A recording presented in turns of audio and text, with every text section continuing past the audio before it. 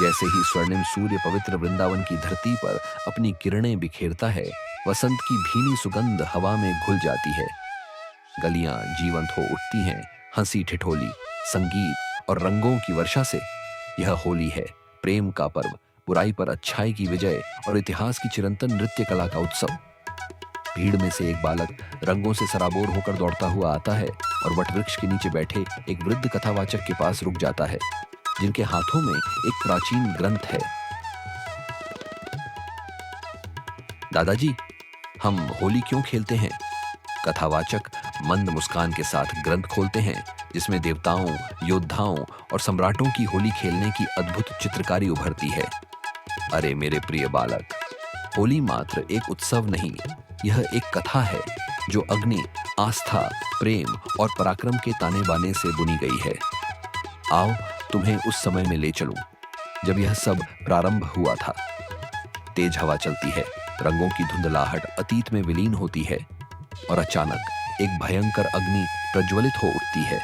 यह वह युग था जब संपूर्ण विश्व एक ही नाम से कांपता था, हिरण्यकशिपु।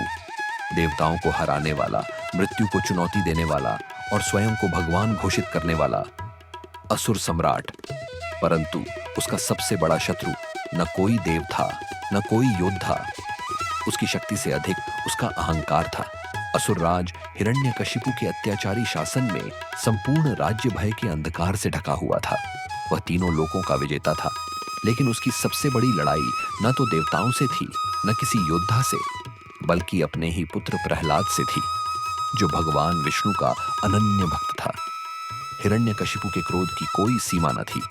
उसने घोषणा की, इस राज्य में कोई देवता नहीं पूजित होगा, केवल मैं ही ईश्वर हूं। लेकिन प्रहलाद ने झुकने से इनकार कर दिया।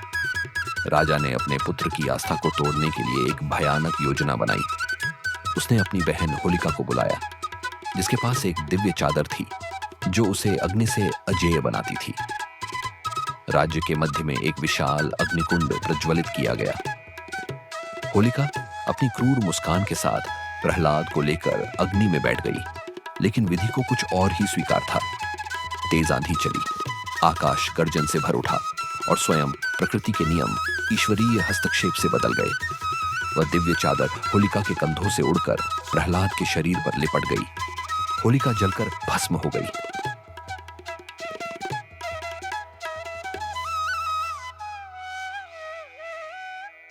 प्रहलाद सुरक्षित अग्नि से बाहर आ गया।